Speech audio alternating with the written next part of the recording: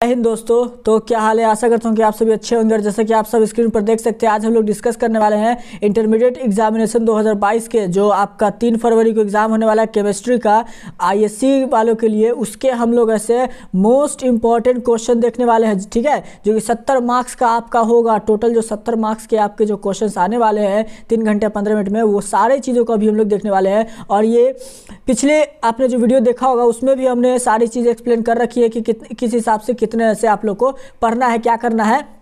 Chemistry का और भी वीडियोज हमारे चैनल पर अपलोडेड है पहले से ही। आशा करता हूँ कि आप सबने देख लिया होगा, और अगर नहीं देखा हो तो जरूर इसे आप लोग देख लेंगे, ठीक है। तो यहाँ पर जैसा आप देख सकते हैं कि टोटल 96 क्वेश्चंस होंगे आप लोग के। नीचे में कुछ इंस्ट्रक्शंस है जो कि आप लोग ऐसे रोज के जितना भी क्लास मैंने बताया उसमें आपको मैंने कुछ ना कुछ ऐसे समझा चुका है। जैसे कि 2 सेक्शन है आपका, सेक्शन नंबर आपका जो कि ए है और सेक्शन बी है, ठीक है।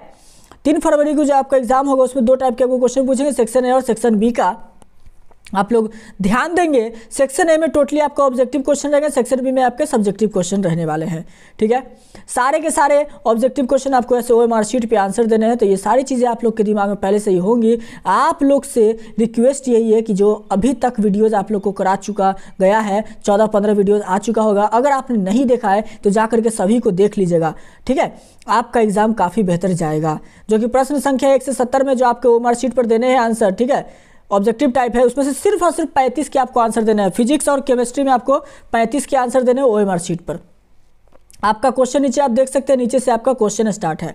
तो इतनी बात अगर आप लोगों को समझ में आ चुकी होगी तो आप लोग से बस रिक्वेस्ट करते हैं, वीडियो को पूरा देखिए और चैनल को सब्सक्राइब कर लीजिए। ऐसी वीडियोज आपको रोज मिलती रहेंगी। और दोस्तों के साथ इसको जमकर शेयर कर दीजिए। अगर साल भर भी कोई नहीं पढ़े हो तो इतना पढ़ करके आप लोग ऐसे एग्जाम में फोड़ दोगे। चलिए स्टार्ट करते हैं पहले क्वेश्चन से। एग्जाम में मिलेंगे तो ध्यानपूर्वक आज का क्लास आप लोगों को देखना है, ठीक है ना। चलो दूसरा क्वेश्चन देखिए, वहां से दूसरा number question most VVI question है। पूछा जा रहा है पिन केंद्रित घनाकार इकाई से में परमाणुओं की संख्या कितनी है। पिन केंद्रित घनाकार इकाई है, इसमें जो परमाणुओं की जो संख्या होती है वो पूछा जा रहा है कितनी होती है। तो याद रखना उसमें आपका 2 हो जाएगी। ऑप्शन क्या होगा?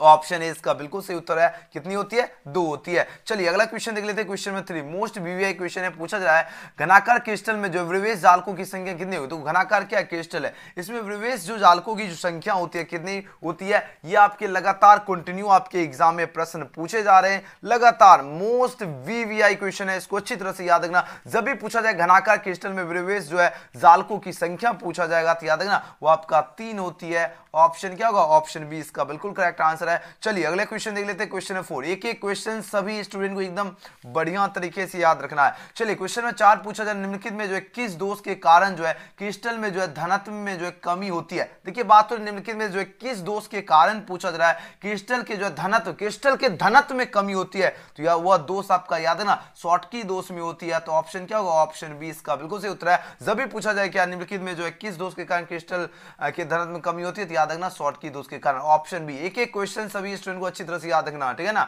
एग्जाम में वकाल मचा देना। देखिए बात हो रही मोलरता को जो है व्यक्त किया जाता है। मोलरता जो है इसको कैसे व्यक्त किया जाता है? तो मोल प्रति लीटर में या कैसे व्यक्त किया जाता है? तो बोलोगे सर जी मोल प्रति लीटर में व्यक्त किया जाता है। बिल्कुल सही उत्तर है आपके ऑप्शन में ए इसका करेक्ट आंसर है। चलिए अगला क्वेश्चन देख लेते हैं। 6 नंबर क्वेश्चन है। यदि विलायक के जो 1000 ग्राम में ग्लूकोज का जो है पूछा 18 ग्राम उपस्थित है तो घोल का जो है तो घोल को क्या कहा जाता है। तो पूछा जाए घोल जो है इसको क्या कहा जाता है। तो याद रखना इसको कहा जाएगा क्या कहा जाता है। सबसे पहले इसमें कितना मोलल इसमें निकलेगा ये प्रश्न पूछा जा रहा है। तो देखो इसमें मोलल में आंसर निकालना। सबसे पहले देखिए आपको मोललता का सूत्र क्या होता है। मोललता यानी एम बराबर क्या होता है? एम इक्वल टू होता है ए इंटू 1000 अपॉन क्या होता है? अपॉन आपका m इंटू बी होता है ना, बिल्कुल होता है। अब देखो ए कितना है? ए यहाँ पर देखिए ग्लूकोज का 18 ग्राम उपस्थित है। चलो 18 इंटू कितना हो गया? 1000। ओके अपॉन कितना होगा?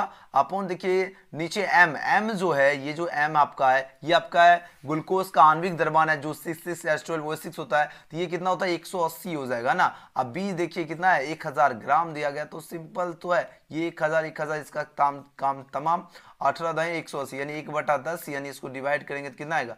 0.1 मोलर आएगा, जो कि ऑप्शन यहाँ पर क्या होगा बी इसका राइट आंसर है। चलो अगला क्वेश्चन देख लेते हैं, क्वेश्चन नंबर 7। क्वेश्चन नंबर 7 देखिए काफी जबरदस्त क्वेश्चन है। पूछा जा रहा है क्या, किसी तनु घोल का जो है अनुषंग गुणधर्म जो है निर्भर करता है। यह पूछा जाए किस पर निर्भर करता है, याद रखना यह निर्भर करता है विलय के कणों की संख्या पर। ऑप्शन क्या होगा सी, याद रखना किसी जो तनु घोल जो होता है इसका अनुषंग गुणधर्म किस पर निर्भर करता है, याद रखना विलय के कणों की संख्या पर। ऑप्शन सी इसका बिल्कुल राइट आंसर है। चलिए अगले क्वेश्चन की बात करें, क्वेश्चन नंबर 8। क्वेश्चन नंबर 8 पूछा जा रहा है किसी विलयन के जो है प्रासरण दाब को जो है किस संबंध से जो है व्यक्त किया जाता है, कौन से संबंध से जो है पूछा जा रहा है इसको व्यक्त किया जाता है। तो याद है ना ये आपका पाई बाय सी आरटी से जो इसको व्यक्त किया जाता है। Option B. आज का सेशन सभी को ध्यान से देखना, एग्जाम में जाकर आप लोग कमाल कर जाए। एक एक क्वेश्चन सभी स्टूडेंट को याद रखना, जिनको याद है वो आंसर फटाफट लगाते चलिए। क्वेश्चन नंबर 9 है क्या विद्युत धारा की वह मात्रा जो CuSO4 के जो है घोल से 1 मोल कॉपर को जो है मुक्त करती है, तो कितने फैराडे मुक्त करती है, तो याद रखना वो आपका 2 फैराडे मुक्त करती है।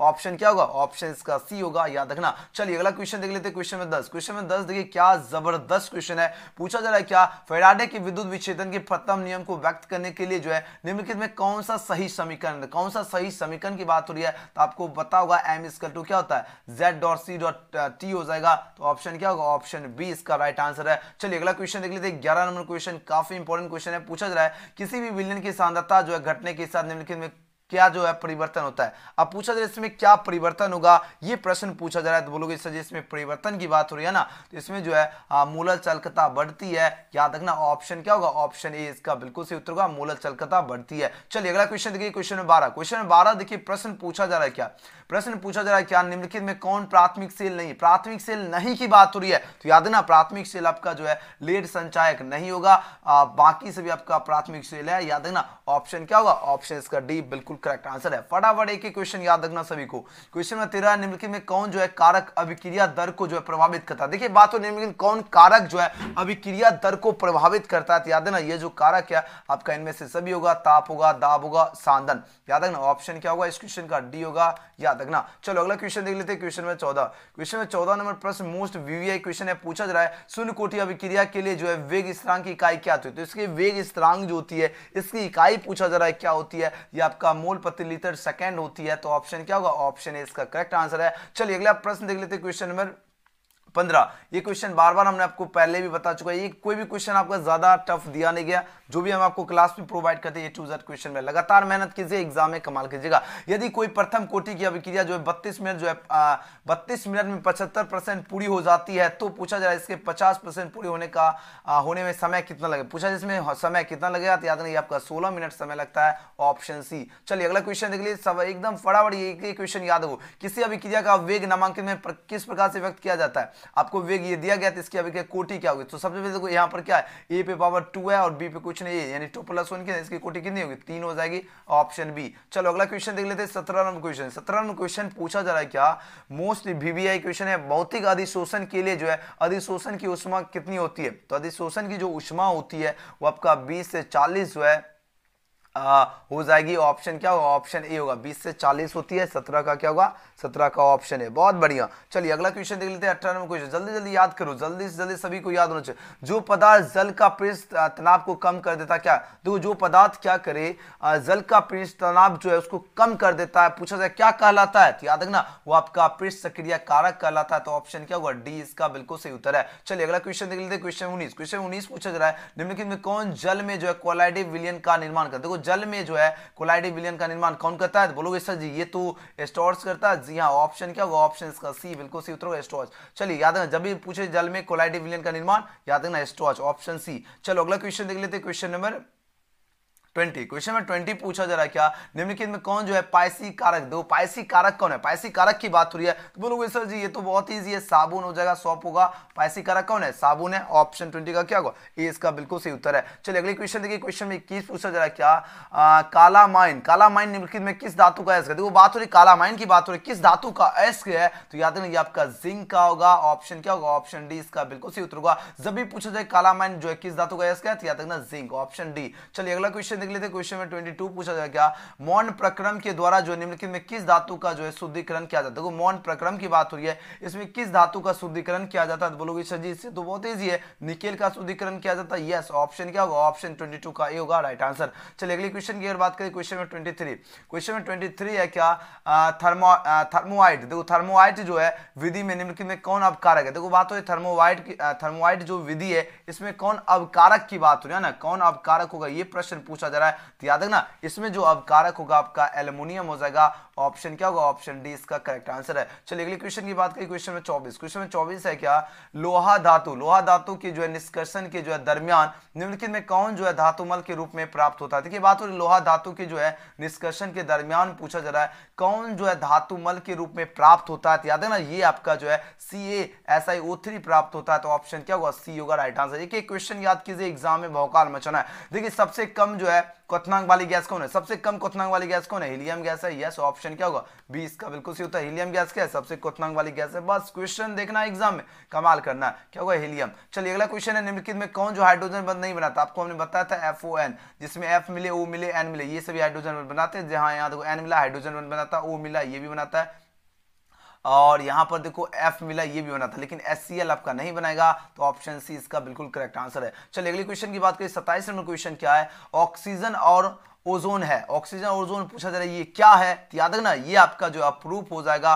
ऑप्शन क्या होगा, ऑप्शन सी इसका बिल्कुल सही उत्तर है। ये क्या है, ये आपका अप्रूफ है। चलिए अगली क्वेश्चन की बात करें, 28 नंबर क्वेश्चन पूछा जा रहा है क्या, निम्नलिखित में कौन जो है द्विभाषिक, देखो बात हो रही है द्विभाषिक अम्ल पूछा जा रहा है कौन है। तो याद रखना द्विभाषिक अम्ल जो है ये आपका H3PO3 जो है ये आपका द्विभाषिक अम्ल होता है। तो ऑप्शन क्या होगा, ऑप्शन ए इसका बिल्कुल करेक्ट आंसर है। चलिए अगली क्वेश्चन की बात करते हैं, क्वेश्चन में 29, क्वेश्चन में 29 पूछा जा रहा है क्या, बहुत ही जबरदस्त प्रश्न है। प्रश्न है क्या, संक्रमण तत्वों का स्थान आवास सारणी के अंतर्गत कौन से ब्लॉक में पूछा जाए, कौन से ब्लॉक में, तो बोलोगे सर ये तो डी ब्लॉक में। यस, बिल्कुल सही उत्तर दे रहे, ये जो है आपका डी ब्लॉक में होता है। तो ऑप्शन सी इसका बिल्कुल सही उत्तर होगा। याद है संक्रमण तत्वों का स्थान आवास सारणी के अंतर्गत कितने कौन से ब्लॉक में होता है, तो डी ब्लॉक में होता है। चलिए बहुत बढ़िया आंसर। नेक्स्ट क्वेश्चन देखिए, क्वेश्चन में 30 नंबर निम्नलिखित में कौन जो है संक्रमण तत्व का युग, तो संक्रमण तत्व का युग्म पूछा जा रहा है कौन है। तो ये आपका Cu और Fe जो ये संक्रमण तत्व का युग होगा।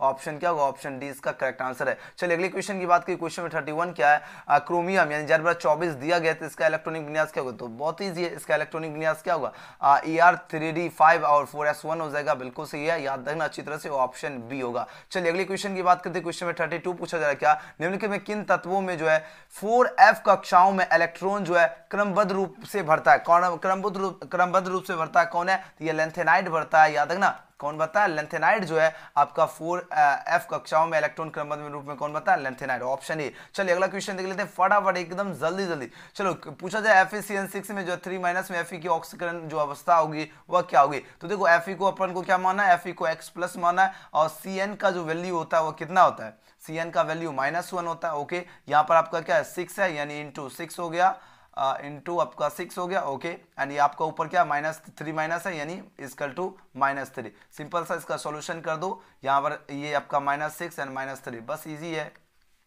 तो x बराबर कितना होगा, -3 + 6, यानी x बराबर कितना आ रहा है, +3। ऑप्शन क्या होगा, ऑप्शन बी होगा, याद रखना। चलो अगला क्वेश्चन देख लेते हैं, 34वां क्वेश्चन। 34वां क्वेश्चन है कि CuNH3 के पावर जो है 2+ में इसके प्रसंग क्या होता है, ये अच्छी तरह से याद रखना सभी, जो इसका जो होता है DsP2 हो जाएगा। ऑप्शन सी इसका राइट आंसर है।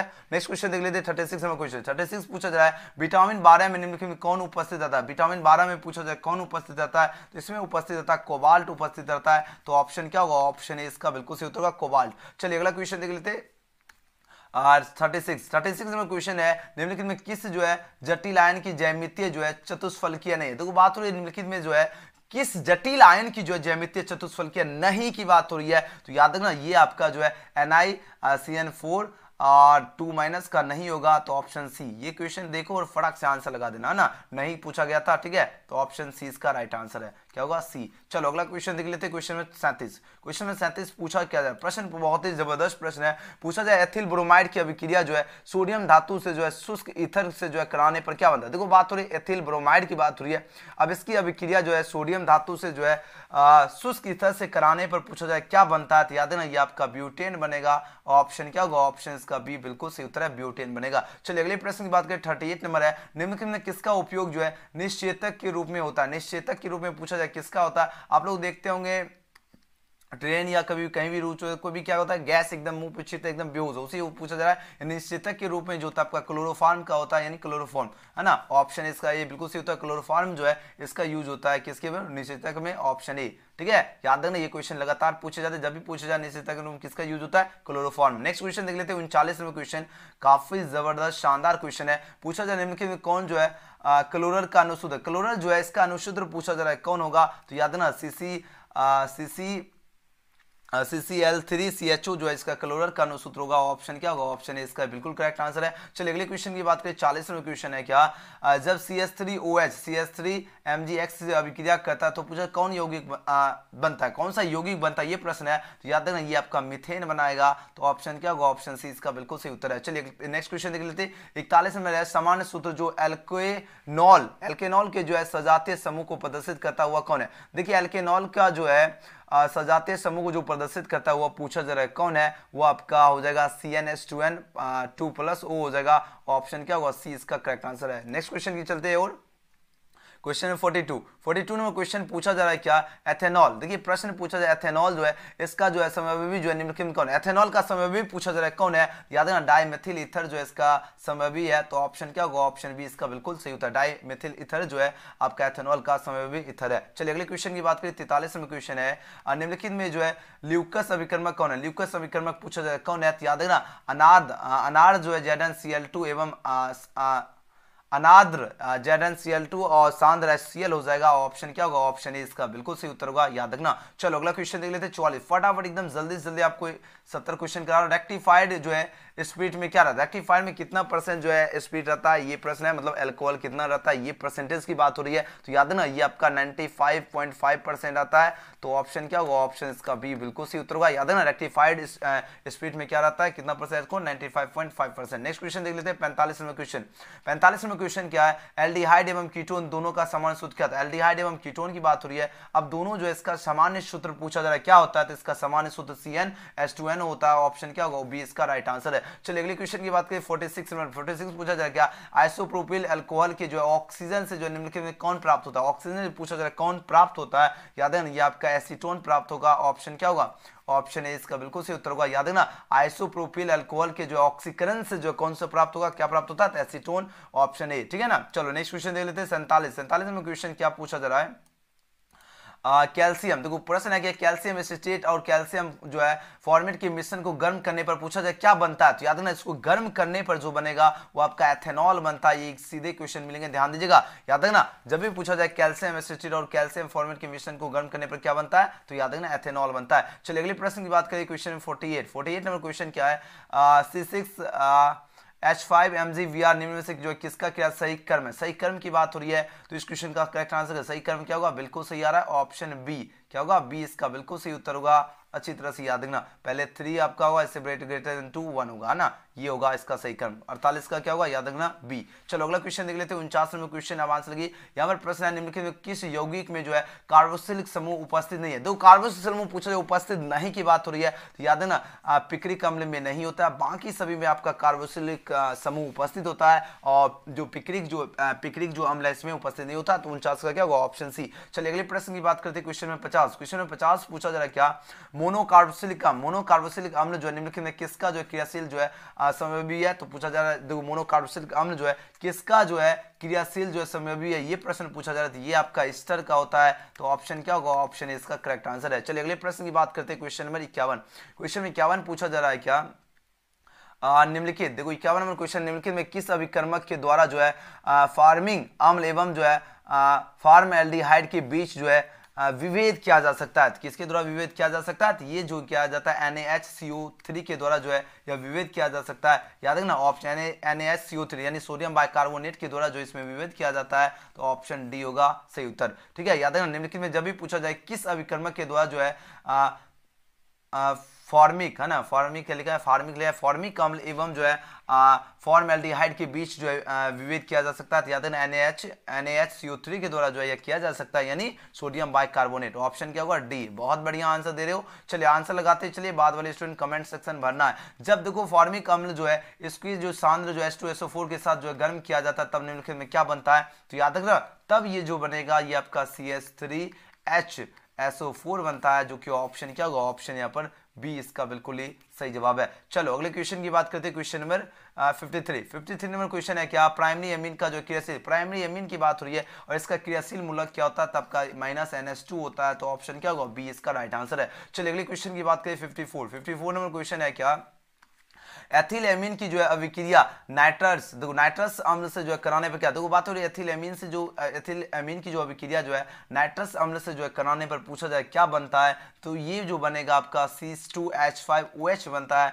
तो ऑप्शन क्या होगा, 54 का ए होगा, याद रखना। चलिए अगले क्वेश्चन की बात करें 55 नंबर क्वेश्चन क्या पूछा जाए, एसिटामाइड की अभिक्रिया Br2NaOH के साथ कराने पर क्या होता है, तो एमाइड का अगर अभिक्रिया Br2 और NaOH के साथ अगर हम कराएंगे तो पूछा जा रहा है क्या बनता है, तो याद ना ये आपका मेथिल एमीन बनेगा, तो ऑप्शन क्या होगा, ऑप्शन बी इसका बिल्कुल करेक्ट आंसर है। चलिए अगले क्वेश्चन की बात करें, क्वेश्चन 56 पूछा जाए क्या, निम्नलिखित में किसमें जो है एल्काइलेशन होता है, देखो एल्काइलेशन जो है संभव किसमें होता है, संभव की बात हो रही है, याद रखना ये प्राइमरी एवं सेकेंडरी दोनों में संभव होता है, ऑप्शन क्या होगा, ऑप्शन डी इसका बिल्कुल सही उत्तर है। चलो अगला क्वेश्चन देख लेते हैं, 57 क्वेश्चन है, निम्न में कौन जो है सर्वाधिक मीठा शर्करा, सर्वाधिक मीठा शर्करा की बात हो रही है, तो ये आपका फ्रक्टोज होगा, ऑप्शन क्या होगा, ऑप्शन बी इसका बिल्कुल सही उत्तर, फ्रक्टोज जो है आपका सर्वाधिक मीठा शर्करा है। चलिए अगले क्वेश्चन की बात करें, क्वेश्चन 58 है, निम्न में से कौन जो है स्टीरॉयड से संबंधित, स्टीरॉयड से पूछा जाए कौन संबंधित है, तो याद है स्टीरॉयड से संबंधित आपका विटामिन डी होता है, कौन होता है, विटामिन डी आपका जो स्टेरॉइड से संबंधित होता है, तो 58 का ऑप्शन क्या होगा, डी इसका राइट आंसर है। चलो अगले क्वेश्चन की बात करें, 59 नंबर प्रश्न है, निम्न में कौन जो है साधारणतः शरीर द्वारा नहीं बनाए, साधारणतः जाहिर सी बात है कौन नहीं बनाए जाते, तो ये तो आप लोग जैसे क्वेश्चन दिखेगा आंसर लगा दोगे, हार्मोन विटामिन जो है बनाए जाते नहीं बनाए जाते, एंजाइम प्रोटीन हार्मोन ये सभी बनाए जाते हैं शरीर से, लेकिन विटामिन नहीं बनाए जाते, याद रखना ऑप्शन बी। चलो अगले क्वेश्चन की बात करें, 60 में क्वेश्चन है, डीएनए तथा आरएनए में जो है समान वश में है, तो कौन सा समान वश में है, तो बोलोगे सर जी ग्वानिन, एडेनिन और साइटोसिन है, यस ऑप्शन क्या होगा, बी इसका राइट आंसर है। चलो अगला क्वेश्चन देख लेते हैं, 61 में क्वेश्चन पूछा जा रहा है क्या, पीवीसी जो है एकलक जो निम्नलिखित में कौन है, पीवीसी की बात हो रही है और एकलक क्या होगा, तो ये आपका CH2 डबल बॉन्ड CH और सिंगल बॉन्ड Cl हो जाएगा, ऑप्शन क्या होगा, ऑप्शन सी इसका करेक्ट आंसर है। चलो अगला क्वेश्चन देखिए, क्वेश्चन जल्दी जल्दी करा रहा हूं ताकि आप सभी को समय कम लगे, अभी आपका समय बहुत कीमती है ना। देखो रबर को जो है सल्फर के साथ गर्म करने की क्रिया को, देखो रबर को जो है सल्फर के साथ गर्म करने की क्रिया को पूछा जाए क्या कहते हैं, इसको गंधीकरण कहते हैं, क्या कहते हैं, गंधीकरण कहते हैं, तो ऑप्शन क्या होगा, सी इसका बिल्कुल सही उत्तर होगा, याद रखना। चलो अगले क्वेश्चन की बात करें, 63 नंबर क्वेश्चन, निम्न में कौन जो है योगशील बहुलक है, योगशील बहुलक की बात हो रही है, योगशील बहुलक आपका उच्च घनत्व तथा उस घनत्व वाला जो है पॉलीथीन यह हो जाएगा, याद रखना ऑप्शन सी इसका बिल्कुल सही उत्तर होगा, याद है जब भी पूछा जाए योगशील बहुलक कौन है, तो उस घनत्व वाला जो पॉलीथीन है ये आपका योगशील बहुलक है, ऑप्शन सी। चलो अगले क्वेश्चन की बात करें, 64 में क्वेश्चन पूछा जाए क्या, ब्यूना एस निम्नलिखित में किसका बहुलक, ब्यूना एस की बात हो रही है, ये किसका बहुलक है, ये प्रश्न है, याद है ये आपका ब्यूटाइल एवं एस्टाइरिन का है, तो ऑप्शन क्या होगा, ऑप्शन बी इसका बिल्कुल सही उत्तर होगा, याद है ना ब्यूना एस निम्नलिखित किसका बहुलक है, याद है ब्यूटाडाइन जो है एवं एस्टाइरिन का है, ऑप्शन क्या होगा, ऑप्शन बी। चलिए जल्दी जल्दी हम आपको करा देते हैं ताकि आप लोग एग्जाम में कमाल करना। निम्न में कौन जो है कृत्रिम मीठा विक्रेता है, जल्दी अब लगातार मेहनत लगातार करते रहिए, प्रैक्टिस में कमी बिल्कुल भी नहीं करना, ठीक है ना। देखो बात हो रही कृत्रिम मीठा कौन होता है, तो ऑप्शन डी होगा, इनमें से सभी होगा, याद है ना सैकरीन हो गया,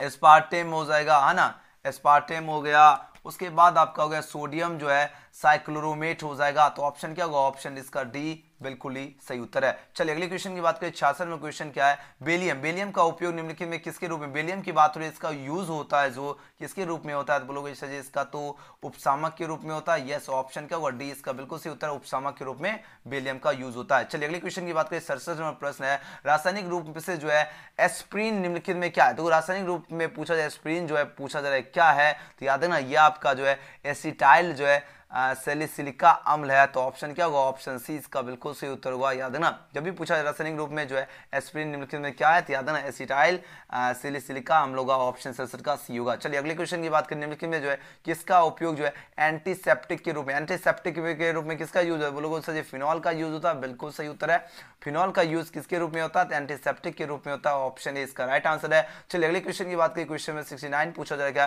निम्नलिखित में किसमें जो है आपका सिंगल बॉन्ड सी आपका सिंगल बॉन्ड और डबल बॉन्ड ओ जो है ये जो है उपस्थित है, किसमें उपस्थित है, तो आपको पता ही होगा ये कीटोन में उपस्थित होगा, तो ऑप्शन सी इसका राइट आंसर है कीटोन। चलिए आज का आखिरी प्रश्न है क्या, टर्सरी एल्कोहल क्या है? देखो बात सो बेसिकली टर्सरी एल्कोहल में जो था आपका 3 कार्बन होता है, 1 कार्बन 2 कार्बन 3 कार्बन मिल रहा है, तो ये आपका क्या होगा? टर्सरी एल्कोहल हो जाएगा। तो ऑप्शन क्या होगा? ऑप्शन इसका बी होगा।